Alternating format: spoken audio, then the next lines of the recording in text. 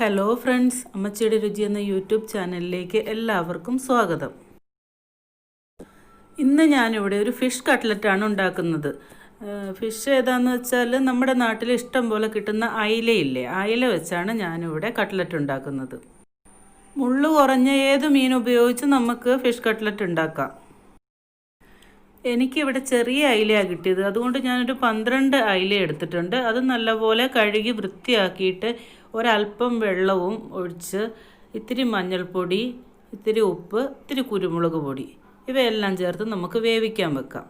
ഇതിലൊഴിക്കുന്ന വെള്ളം നമ്മൾ വറ്റിച്ചെടുക്കും, അതുകൊണ്ട് ഒത്തിരി ഒന്നും വേണ്ട. ഇതിന് നികക്കെ വെള്ളം ഒഴിച്ചാൽ മതി.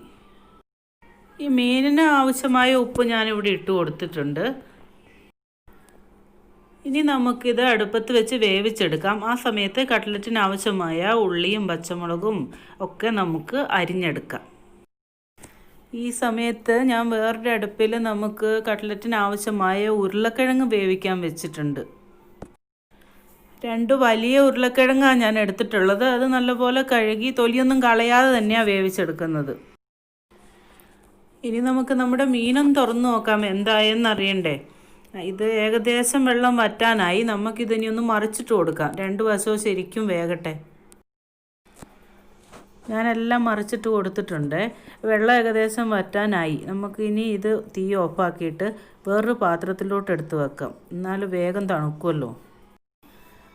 നമ്മുടെ ഉരുളക്കിഴങ്ങ് വെന്തിട്ടുണ്ട്. അത് ഞാൻ തൊലിയെല്ലാം കളഞ്ഞ് നല്ലപോലെ ഉടച്ചെടുത്തിട്ടുണ്ട് കേട്ടോ. 2 വലിയ സവോള ചെറുതായി കട്ട് ചെയ്തെടുത്തിട്ടുണ്ട്. കുറച്ച് മല്ലിയില ചെറുതായി അരിഞ്ഞത്, 2 വലിയ പച്ചമുളക് ചെറുതായി അരിഞ്ഞത്, 1 ടേബിൾ സ്പൂൺ വെളുത്തുള്ളി, 1 ടേബിൾ സ്പൂൺ ഇഞ്ചിയും വെളുത്തുള്ളിയും ഞാൻ ചെറുതായി അരിഞ്ഞെടുത്തിട്ടുണ്ട്. പിന്നെ കുറച്ച് കറിവേപ്പില എടുത്തിട്ടുണ്ട്. ഇനി നമുക്ക് വേവിച്ച് വെച്ച മീനിൻ്റെ മുള്ളെല്ലാം കളഞ്ഞ് അതിൻ്റെ ഫ്ലഷ് മാത്രം എടുക്കാം.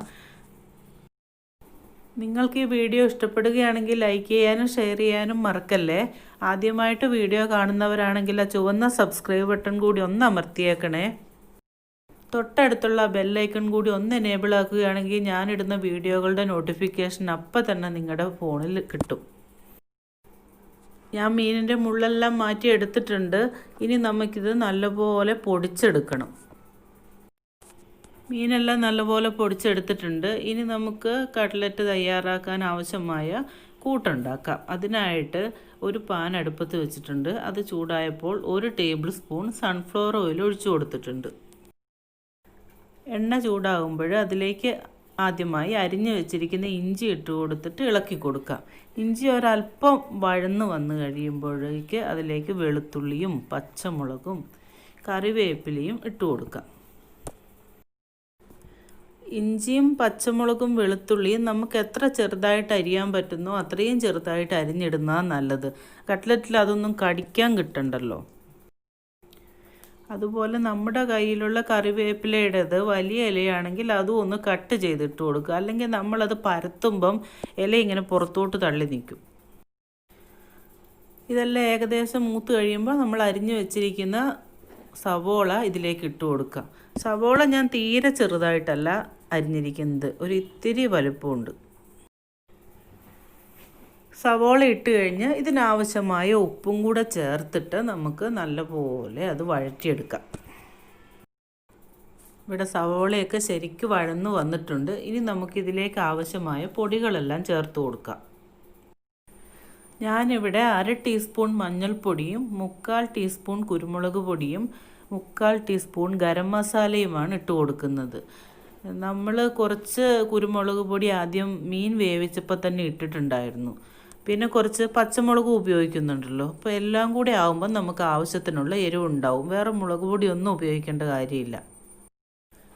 ഇനി ഈ പൊടികളുടെ എല്ലാം പച്ചമണം മാറുന്നത് വരെ നല്ലപോലെ ഇളക്കി കൊടുക്കുക. അതിനുശേഷം നമ്മൾ പുഴുങ്ങി പൊടിച്ച് വെച്ചിരിക്കുന്ന ഉരുളക്കിഴങ്ങുണ്ടല്ലോ, അത് ഇതിലേക്ക് ഇട്ട് കൊടുത്ത് നന്നായി മിക്സ് ചെയ്യുക. ഉരുളക്കിഴങ്ങ് പൊടിയാൻ ബാക്കിയുണ്ടെങ്കിൽ അത് ഈ സമയത്ത് നമ്മൾ ആ തവി കൊണ്ട് നല്ലപോലെ കുത്തി പൊടിച്ച് അതിനോട് ചേർത്ത് കൊടുക്കുക. ഇതെല്ലാം നന്നായി മിക്സ് ചെയ്തതിന് ശേഷം നമുക്ക് ഇതിൻ്റെ ടേസ്റ്റ് നോക്കാം. ഇതിനാവശ്യമായ ഉപ്പും എരിവും ഒക്കെ ഉണ്ടോ എന്ന് നോക്കാം. അപ്പം ഞാൻ ഉരുളക്കിഴങ്ങ് പുഴുങ്ങിയപ്പം കുറച്ച് ഉപ്പിട്ടിട്ടാണ് പുഴുങ്ങിയത്, പക്ഷെ എന്നാലും ഉരുളക്കിഴങ്ങിൽ അതൊന്നും പിടിച്ചിട്ടില്ല. അതുകൊണ്ട് കുറച്ച് ഉപ്പും കൂടി ഇട്ട് ഞാൻ നന്നായി ഇളക്കി കൊടുക്കുക. ഇനി നമ്മൾ മീനിടുമ്പം അതിനാവശ്യമായ ഉപ്പ് ആദ്യം ഇട്ടിട്ടുണ്ടല്ലോ, അതുകൊണ്ട് അതിന് കണക്കാക്കണ്ട. ഈ കൂട്ടിന് ആവശ്യമായ ഉപ്പ് മാത്രം ഇപ്പിട്ട് കൊടുത്താൽ മതി. ഉപ്പും എല്ലാം നന്നായി മിക്സ് ചെയ്തതിന് ശേഷം നമുക്ക് പൊടിച്ച് വെച്ചിരിക്കുന്ന മീനിട്ട് കൊടുത്ത് നന്നായി ഇളക്കി ചേർക്കാം. അവസാനമായി നമ്മൾ അരിഞ്ഞു വെച്ചിരിക്കുന്ന മല്ലിയിലയില്ലേ, അതും കൂടി ചേർത്ത് കൊടുത്ത് നന്നായി യോജിപ്പിക്കാം. ഇനി നമുക്ക് ഗ്യാസ് ഓഫാക്കി ഇത് കുറച്ച് നേരം തണുക്കാൻ വെക്കാം. ആ സമയത്ത് നമുക്ക് ബ്രെഡ് ക്രംസ് തയ്യാറാക്കാം. നിങ്ങളുടെ അടുത്ത് ബ്രെഡ് ക്രംസ് ഉണ്ടെങ്കിൽ അതെടുത്താൽ മതി, ഇല്ലെങ്കിൽ നമുക്ക് ബ്രെഡ് പൊടിച്ചിട്ട് അതൊന്ന് ചൂടാക്കി എടുത്താൽ മതി. ഇതിനായിട്ട് ഞാനിവിടെ 3 സ്ലൈസ് ബ്രെഡാണ് എടുത്തിട്ടുള്ളത്. അത് കഷ്ണങ്ങളാക്കി മിക്സിയുടെ ജാറിലിട്ടിട്ട് ഒന്ന് കറക്കിയാൽ മതി, അത് നല്ലപോലെ പൊടിഞ്ഞു വരും. ഇനി നമുക്കിതൊരു പാനിലിട്ട് നല്ലപോലെ ചൂടാക്കി എടുക്കണം. ലോ ഫ്ലെയിം ഇട്ടാൽ മതി കേട്ടോ, ഇല്ലെങ്കിൽ കരിഞ്ഞു പോകും. അത് നല്ലൊരു ക്രിസ്പി ആകുന്നത് വരെ ഇളക്കി കൊടുക്കുക. ബ്രെഡ് ക്രംസും റെഡി ആയിട്ടുണ്ട്. ഇനി നമുക്ക് കട്ട്ലറ്റ് ഉണ്ടാക്കാം. ഇനി നമുക്ക് ഒരു പാത്രത്തിലേക്ക് ഒരു മുട്ട പൊട്ടിച്ചൊഴിച്ചിട്ട് നല്ലപോലെ ബീറ്റ് ചെയ്തെടുക്കണം. ഒറ്റൊരു മുട്ടയുടെ ആവശ്യമേ ഉള്ളൂ കേട്ടോ. ഞാനിവിടെ 2 മുട്ട എടുത്തിട്ടുണ്ട്. അത് മുക്കാനുള്ള സൗകര്യത്തിന് വേണ്ടിയിട്ടാണ്. ബാക്കി മുട്ട കളയൊന്നും ചെയ്യല്ലോ, നമുക്കത് പൊരിച്ച് കഴിക്കാമല്ലോ. നമ്മൾ തയ്യാറാക്കി വെച്ചിരിക്കുന്ന കൂട്ട് ശരിക്കും കുഴച്ചെടുക്കണം, എന്നാലേ നമുക്കത് ശരിയായി ഉരുളകളാക്കി എടുക്കാൻ പറ്റുള്ളൂ. ഇത് ശരിക്കും ചൂടാറിയിട്ടൊന്നുമില്ല, എന്നാലും നമുക്കിത് നല്ലപോലെ കുഴച്ചെടുക്കാം. ഇനിയും ഏതെങ്കിലും ഉരുളക്കിഴങ്ങ് കഷ്ണം ഉടയാതെ കിടപ്പുണ്ടെങ്കിൽ ഈ സമയത്ത് നമ്മൾ കൈകൊണ്ട് അത് നല്ലപോലെ ഉടച്ചു കൊടുക്കണം, എന്നാലേ പെർഫെക്റ്റായ കട്ട്ലറ്റ് ഉണ്ടാക്കാൻ പറ്റുള്ളൂ. ഇനി നമുക്ക് ഓരോന്നായി ഉരുട്ടി നമുക്കിഷ്ടമുള്ള രീതിയിൽ ഓവൽ ഷേപ്പിലോ റൗണ്ടിലോ എങ്ങനെയാണെന്ന് വെച്ചാൽ നമുക്കിഷ്ടമുള്ള രീതിയിൽ ഷേപ്പ് ചെയ്തെടുക്കാം.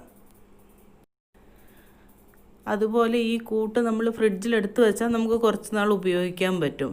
നമുക്ക് ഈ കട്ട്ലറ്റ് മൊത്തം ഇന്ന് ആവശ്യമില്ലെങ്കിൽ പകുതി ഇപ്പോഴും വറക്കാം, ബാക്കി ഫ്രിഡ്ജിലെടുത്ത് വെച്ച് നമുക്ക് ആവശ്യമുള്ളപ്പം എടുത്ത് കട്ട്ലറ്റ് ആക്കാം. അത് ഇതേപോലെ കൂട്ടായിട്ട് എടുത്ത് വെച്ചാലും മതി, അല്ലെങ്കിൽ ഇത് ബോൾസ് ആക്കിയിട്ട് വെച്ചാലും മതി. കട്ട്ലറ്റ് ഉണ്ടാക്കുമ്പോൾ എപ്പോഴും ചെറിയ ചെറിയ കട്ട്ലറ്റ് ഉണ്ടാക്കുന്നതാണ് ടേസ്റ്റ്, ഒത്തിരി വലുതാക്കണ്ട. ഞാനിനി ഇത് മൊത്തം ഇവിടെ പരത്തി വെക്കട്ടെ. ഇതിൻ്റെ സൈഡൊക്കെ നമ്മളെ കൊണ്ട് പറ്റുന്നത് പോലെ നല്ലപോലെ പെർഫെക്റ്റ് ആക്കാൻ ശ്രദ്ധിക്കണേ, എന്നാലേ കട്ട്ലറ്റ് ആയി വരുമ്പോൾ നല്ല ഭംഗി ഉണ്ടാവുള്ളൂ കാണാൻ. ഞാനിവിടെ ഒരു 15 കട്ട്ലറ്റ് ഷേപ്പ് ചെയ്തെടുത്തിട്ടുണ്ട്. ഇനിയൊരു 10 എണ്ണവും കൂടിയുണ്ട്. അത് ഞാനെടുത്ത് ഫ്രിഡ്ജിൽ വെക്കുക ചെയ്യുന്നത്, വേറൊരു ദിവസം കുട്ടികൾക്ക് ഉണ്ടാക്കി കൊടുക്കാമെന്ന് വിചാരിച്ചിട്ട്.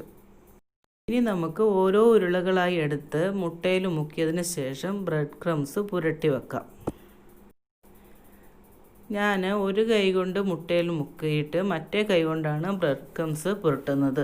അല്ലെങ്കിൽ ആ മുട്ട മുക്കിയ കൈ കൊണ്ട് തന്നെ ആകുമ്പം കയ്യിലെല്ലാം ബ്രെഡ് പറ്റിപ്പിടിക്കും.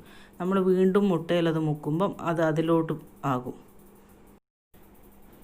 ആ ഉരുളയിൽ നല്ലപോലെ ബ്രെഡ് പറ്റിപ്പിടിക്കണം, എന്നാലേ നമ്മുടെ കട്ട്ലറ്റിൻ്റെ പുറം നല്ലപോലെ മൊരിഞ്ഞ് വരുള്ളൂ. കാണാനും നല്ല ഭംഗിയുണ്ടാവും, തിന്നുമ്പോഴും നല്ല ക്രിസ്പി ആയിരിക്കും അതിൻ്റെ പുറം ഭാഗം. നിങ്ങൾക്ക് വേണമെങ്കിൽ ഇത് ഡബിൾ കോട്ടിങ് ചെയ്യാം. ഒരു പ്രാവശ്യം ഇങ്ങനെ ചെയ്തതിന് ശേഷം വീണ്ടും മുട്ടയിൽ മുക്കിയിട്ട് ഒന്നും കൂടെ ബ്രെഡിലിട്ട് പുരട്ടിയെടുക്കാം. അപ്പോൾ കൂടുതൽ ക്രിസ്പിനെസ് ഉണ്ടാവും. പക്ഷെ ഞാനിവിടെ ഒരു പ്രാവശ്യമേ ചെയ്തിട്ടുള്ളൂ. എല്ലാ ബോൾസും ഞാനിവിടെ റെഡിയാക്കിയിട്ടുണ്ട്. ഇനി നമുക്കിത് എണ്ണയിലിട്ട് വറുത്തെടുക്കണം. അതിനായി ഞാനൊരു ചീനച്ചട്ടി അടുപ്പത്ത് വെച്ചിട്ട് അതിൽ ഓയിൽ ഒഴിച്ചു കൊടുത്തിട്ടുണ്ട്. ഓയിൽ നല്ലപോലെ ചൂടായി. ഇനി നമുക്ക് ഓരോന്നായി ഇട്ട് കൊടുത്ത് മീഡിയം ഫ്ലെയിമിലാണ് നമ്മളിത് ഫ്രൈ ചെയ്തെടുക്കുന്നത്. തീ കൂടുതലായാൽ അതിൻ്റെ പുറം ഭാഗത്തുള്ള ബ്രെഡ് കരിഞ്ഞു പോകും. നമ്മുടെ കട്ട്ലറ്റ് ഓൾറെഡി കുക്കായതാണല്ലോ, ഇനി നമുക്കതിൻ്റെ പുറത്തുള്ള ബ്രെഡിൻ്റെ കോട്ടിങ് ഒന്ന് മൊരിഞ്ഞ് കിട്ടിയാൽ മതി. അതൊരു നല്ല ഗോൾഡൻ കളർ ആകുമ്പോൾ നമുക്ക് വാങ്ങി വെക്കാം. അപ്പം നമ്മൾ തിരിച്ചും മറിച്ചും ഇട്ട് കൊടുത്ത് വേവിച്ചെടുക്കണം. ഗോൾഡൻ കളറ് പോരാ അല്ലേ, കുറച്ചുകൂടി ഡാർക്ക് ആകട്ടെ, എന്നിട്ട് എടുക്കാം. അങ്ങനെയല്ലേ നമ്മൾ കടയിൽ നിന്ന് വാങ്ങുന്ന കട്ട്ലറ്റിൻ്റെ എല്ലാം നിറം. നിങ്ങളെല്ലാവരും ഈ കട്ട്ലറ്റ് ഒന്ന് ട്രൈ ചെയ്ത് നോക്കണേ. ഇവിടെ ആദ്യം ഇട്ടതെല്ലാം റെഡി ആയിട്ടുണ്ട്. നമുക്കിനി ഇത് കോരി മാറ്റാം. ഇനി ബാക്കിയുള്ളതും ഇതുപോലെ ഇട്ട് ഫ്രൈ ചെയ്തെടുക്കാം. നല്ല പെർഫെക്റ്റ് കട്ട്ലറ്റ് ആയിട്ടുണ്ട്, കണ്ടില്ലേ? ചിക്കനോ ബീഫോ ഒന്നും ഇല്ലെങ്കിലും നമുക്ക് നമ്മുടെ കുട്ടികൾക്ക് കട്ട്ലറ്റ് ഉണ്ടാക്കി കൊടുക്കാം. അതോ വലിയ പൈസയുടെ മീനൊന്നും വേണ്ട, നമ്മുടെ സാധാരണ നമുക്ക് നാട്ടിലിഷ്ടം പോലെ കിട്ടുന്ന ഏത് മീനും ഉപയോഗിക്കാം. മുള്ളില്ലാതെ അത് എടുക്കണമെന്ന് മാത്രം. അങ്ങനെ ബാക്കിയുള്ള കട്ട്ലറ്റുകളെല്ലാം ഞാൻ ഫ്രൈ ചെയ്തെടുത്തിട്ടുണ്ട്. ഇനി നമുക്കിതൊന്ന് ടേസ്റ്റ് ചെയ്ത് നോക്കണം അല്ലേ. നല്ല സൂപ്പറായിട്ടുണ്ട്, കണ്ടില്ലേ? ഉള്ളൊക്കെ നല്ല പെർഫെക്റ്റ് ആയിട്ടുണ്ട്. ഇത്രയും നേരം എൻ്റെ വീഡിയോ കണ്ടുകൊണ്ടിരുന്ന എല്ലാവർക്കും താങ്ക് യു. മറ്റൊരു വീഡിയോയുമായി നമുക്ക് വീണ്ടും കാണാം.